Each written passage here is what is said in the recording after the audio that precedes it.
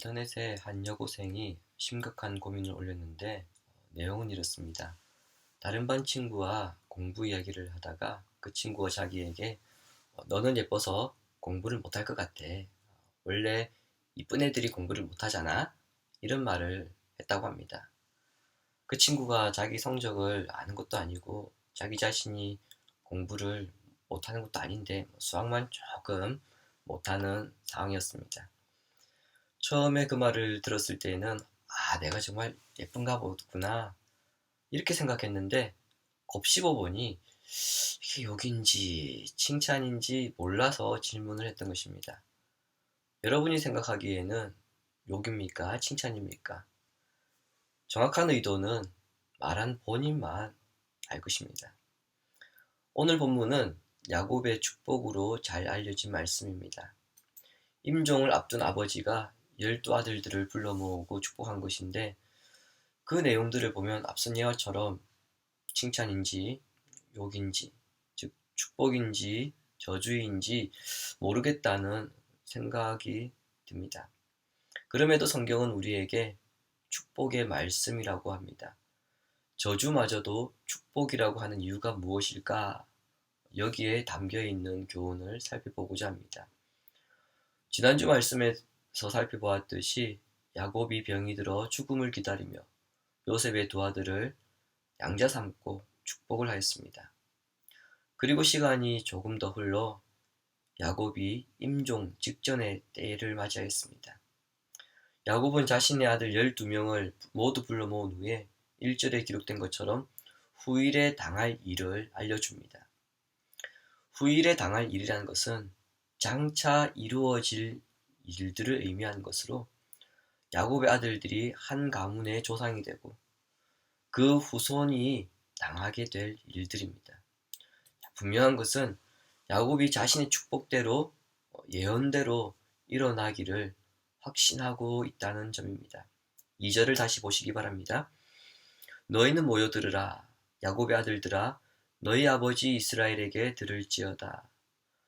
야곱이 12명의 아들들에게 한 말인데 내 아들들아 그렇게 말하지 아니하고 야곱의 아들들아 그렇게 부르고 있으며 야곱의 아들들이라고 불러놓고서는 이스라엘로 표현하고 있습니다.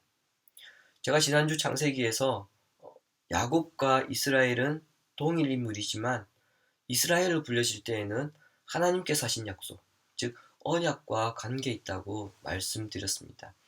그런 관점에서 볼 때 야곱은 자신을 3인칭으로 지칭함으로써 하나님께서 나를 통해 너희들에게 장차 당하게 될 일들을 말씀하실 테니까 주의 깊게 들으라 그런 의도로 말하고 있는 것입니다.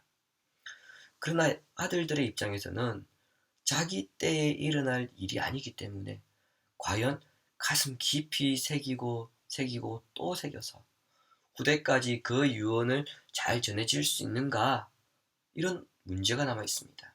따라서 야곱의 축복이 그 유언이 후세에 전달되기 위해서는 무엇보다 그렇게 될 것을 믿는다는 아들들의 믿음이 전제되어야 합니다. 다시 말씀드리지만 야곱은 하나님께서 자신에게 주시는 말씀이라는 것을 밝히고 있습니다. 이것을 신탁이라고 합니다. 구약 성경 전반에서 이스라엘 백성들이 어떤 문제에 봉착하여서 하나님의 뜻을 구했을 때 하나님은 선지자를 통하여서 그 문제에 대한 답을 주셨는데 그것을 신탁이라고 합니다. 신탁은 감추거나 숨길 수 있는 것이 아니라 그대로 전하는 것입니다. 따라서 야곱은 12아들들을 생각할 때에 분명 아픈 손가락처럼 걱정도 앞서지만 신탁을 그대로 선언합니다. 그런데 야곱을 통한 신탁은 후대 이스라엘 역사에서 그대로 이루어진 것도 있지만 다르게 나타난 것도 있습니다. 어떻게 된 일일까? 이런 의문이 들 수밖에 없는데 그 이유를 알기 위해서 그리고 오늘 우리 삶 가운데 신탁의 은혜가 나타나기 위해서는 어렵게 느껴질지라도 12아들들을 향한 축복을 간략하게라도 살펴야 합니다. 그러므로 조금 지루할 수 있고 어려울 수 있더라도 구약 성경 전반을 이해하는 데 도움이 된다고 생각하면서 조금 길더라도 열두 아들들에 대한 신탁을 간략하게나마 좀 살펴보고자 합니다. 야곱의 축복에서 반드시 기억하셔야 할 것이 있는데 그것은 축복의 등급이 다르다는 것입니다. 지금 베이징 올림픽이 한창 진행 중인데 경기를 보시면 종목마다 메달을 가리기 위한 경기 방식이 다릅니다만 우리나라에서 가장 인기 있는 쇼트트랙의 경우 준결승에서 상위 2명은 메달을 가리는 파이널 A로 진출하고요. 하위 2명은 순위를 가리는 파이널 B로 진출하게 됩니다. 그 경기 가운데에 반칙을 한 선수가 있을 경우에는 페널티를 적용하여서 탈락하게 됩니다. 열두 아들들의 축복에도 파이널 A와 같은 축복이 있고요. 파이널 B와 같은 축복이 있으며 겉은 축복인데 결과적으로는 페널티와 같은 저주가 있습니다. 먼저 저주에 가까운 축복을 받은 아들들로 르우벤과 시므온과 레위가 여기에 해당됩니다. 르우벤은 12아들들 가운데 가장 먼저 태어난 아들이기 때문에 야곱은 르우벤이 집안의 장자라는 것을 인정하였습니다. 르우벤은 체격이 좋았고 능력도 있고 풍기는 이미지가 대단히 좋았습니다. 남녀노소 누가 보더라도 참 멋있는 사람이다. 그런 생각을 하게 하는 사람이었습니다. 3절에서는 르우벤을 내 기력의 시작이라 이렇게 하였는데 내 기력의 시작이란 말은 율법에도 명시되어 있습니다. 신명기 21장 17절입니다.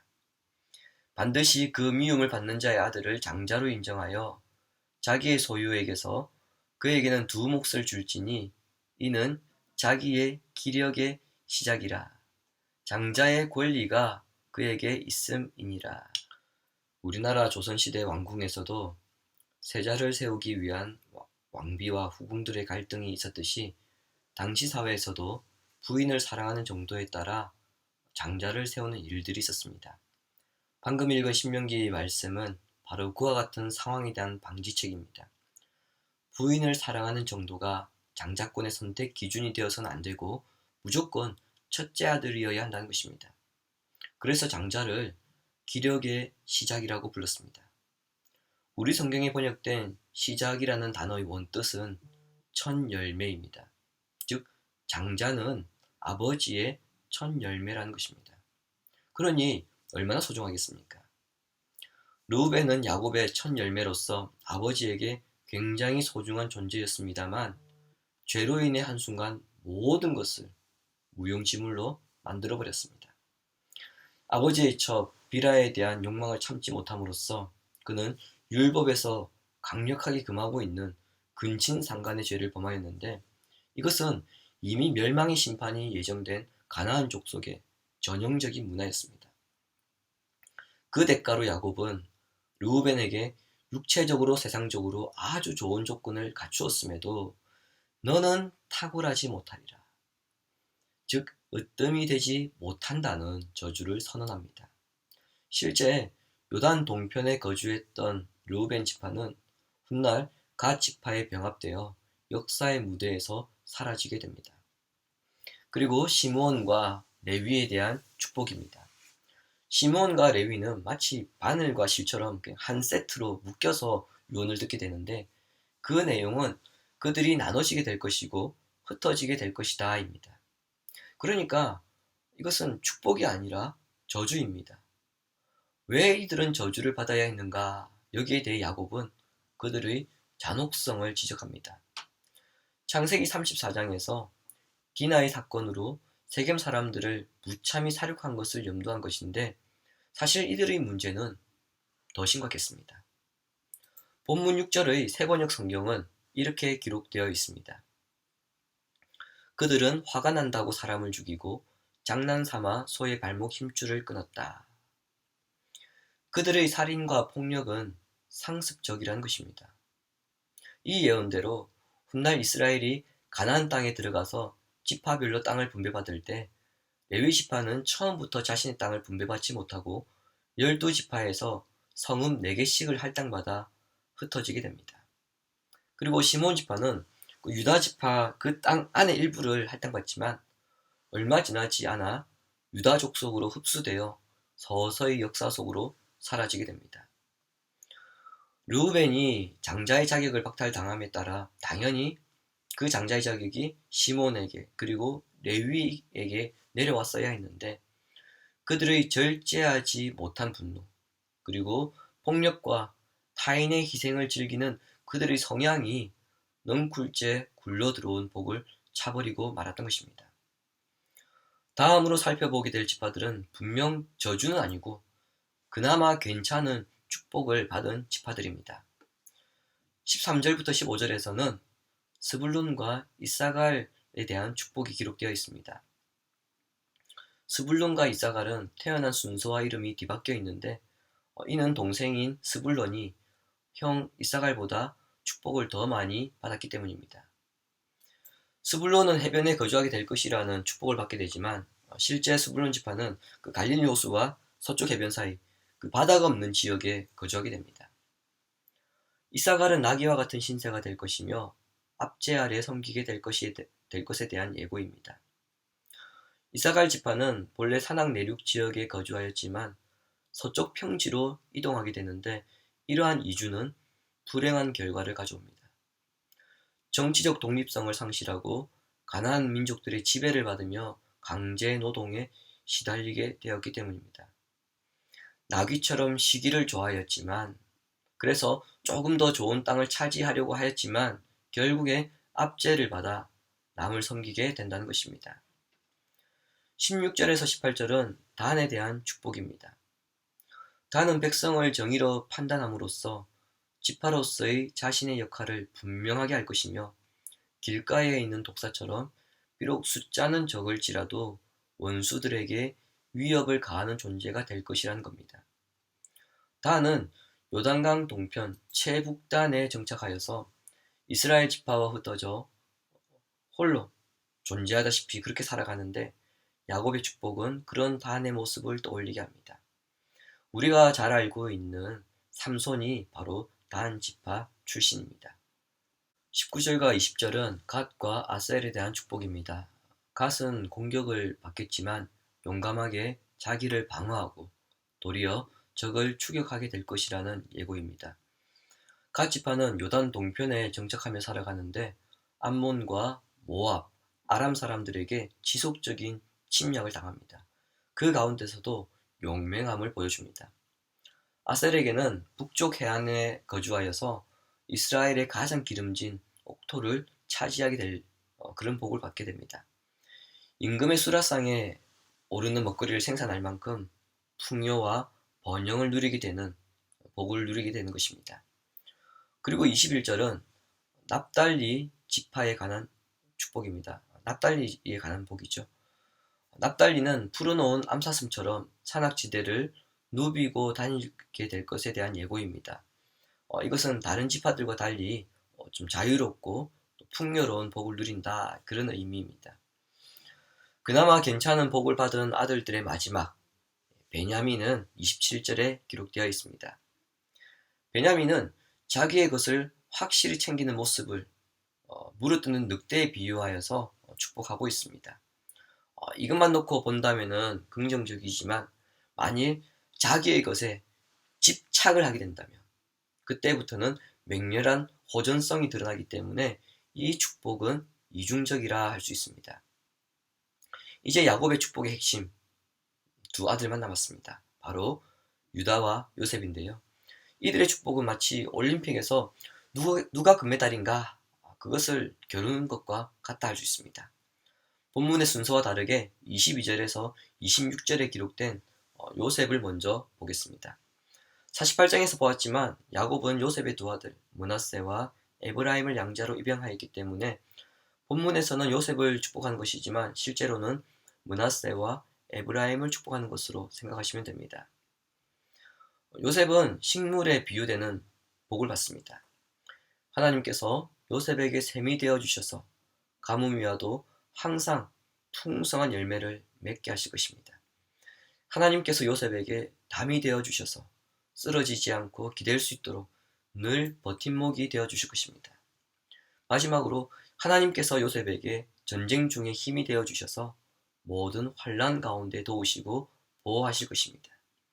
그러므로 요셉의 자손들은 하나님께서 자신들의 참 목자, 참 구원자가 되심을 믿으면 나머지는 하나님께서 풍성하게 채우신다는 것을 믿는, 또 그것을 누리는 복을 받게 된 것입니다.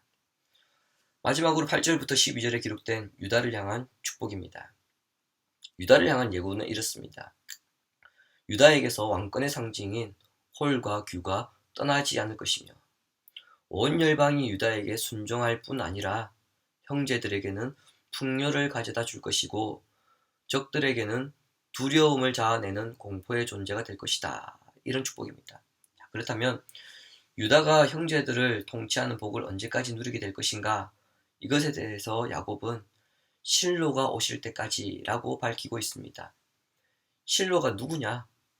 무엇을 가리키느냐에 대해 많은 학자들이 여기에 대해서 의견이 분분합니다만 대체로 실로에 있게 될 그 성막의 주인으로 봅니다. 성막의 주인은 곧 하나님이시기 때문에 그분이 오신다는 것은 메시아가 임재한다는 것으로서 메시아가 나타날 때까지 유다의 자손이 그의 형제들을 통치하게 된다는 것입니다. 요셉과 유다가 장자의 축복을 나누어서 받았습니다. 요셉은 야곱이 그토록 사랑했던 아내 라헬을 통해 얻은 아들이고요. 심각한 기근 상황에서 구해내어 죽는 그 순간까지 자신을 봉양하며 걱정하지 않도록 살게 해준 아들입니다. 그 아들을 향한 축복과 유다를 향한 축복 가운데 금메달을 가려야 한다면 여러분은 누구의 손을 들어주시겠습니까? 당연히 우리 생각에 요셉일 것 같은데 하나님은 유다의 손을 들어주십니다. 시편 78편 67절과 68절입니다. 또 요셉의 장막을 버리시며 에브라임 지파를 택하지 아니하시고 오직 유다 지파와 그가 사랑하시는 시온산을 택하시며. 장자의 복은 요셉이 차지하여 가나안 땅 그 목 가운데에 두 지파의 몫을 가져가지만 하나님은 유다를 선택하셔서 그의 후손으로 예수 그리스도가 태어나게 하셨습니다. 물론 그 예수 그리스도가 태어나기 전까지 많은 왕들이 유다의 후손으로 태어났습니다. 즉 유다에게는 통치에 관한 그런 복을 주었던 것입니다. 주님이 사랑하시는 시냇가에 심은 성도 여러분, 서두에서 말씀드린 것처럼 야곱의 축복은 이게 축복인지 저주인지 헷갈리기도 하고요. 그대로 이루어진 것도 있으며 그대로 이루어지지 않은 것도 있습니다. 그러나 여기에는 하나의 법칙이 존재합니다. 갈라디아서 6장 8절에 그 법칙이 있는데 함께 읽겠습니다. 자기의 육체를 위하여 심는 자는 육체로부터 썩어질 것을 거두고 성령을 위하여 심는 자는 성령으로부터 영생을 거두리라. 아멘. 그리고 본문 28절은 이렇게 결론 내립니다. 이들은 이스라엘의 12지파라. 이와 같이 그들의 아버지가 그들에게 말하고 그들에게 축복하였으니 곧 그들 각 사람의 분량대로 축복하였더라. 아멘. 각 사람의 분량대로 축복하였다는 것입니다. 지금까지 살아왔던 이 삶을 바탕으로 축복하였지만 또한 앞으로 그들의 후손이 어떤 삶을 살아가느냐에 따라서 그들의 분량대로 복을 받게 될 것이라는 의미입니다. 레위는 분명 야곱에게 저주를 받았으나 모세 시대에는 다른 평가를 받습니다. 신명기 33장 9절을 보시기 바랍니다. 그는 레위를 가리킵니다. 레위는 그의 부모에게 대하여 이르기를 내가 그들을 보지 못하였다 하며 그의 형제들을 인정하지 아니하며 그의 자녀를 알지 아니한 것은 주의 말씀을 준행하고 주의 언약을 지킴으로 말미암음이로다. 출애굽기 32장 금송아지 사건이 일어났을 때 레위는 자신들의 친척까지 봐주지 않고 처형을 감행했고요. 민수기 25장에 기록된 대로 시딤에서 우상 숭배에 가담하여 모압의 여인들과 음행한 사건들이 발생했을 때 레위 지파 출신의 비느하스가 이 사건의 주범들을 처형함으로써 하나님의 진노를 잠재웠습니다. 옛날에는 분노를 조절하지 못했는데 그 이후의 삶은 하나님의 이름을 위해 거룩한 분노를 품고 살았더니 그의 후손으로 하여금 제사장 직분을 감당하게 하셨던 것입니다. 유다도 마찬가지입니다. 가나안 여인과 결혼을 하였고 창녀로 변장한 며느리와 간음을 하였으며 요셉을 은 20세겔에 팔자고 제안했던 사람이 유다입니다.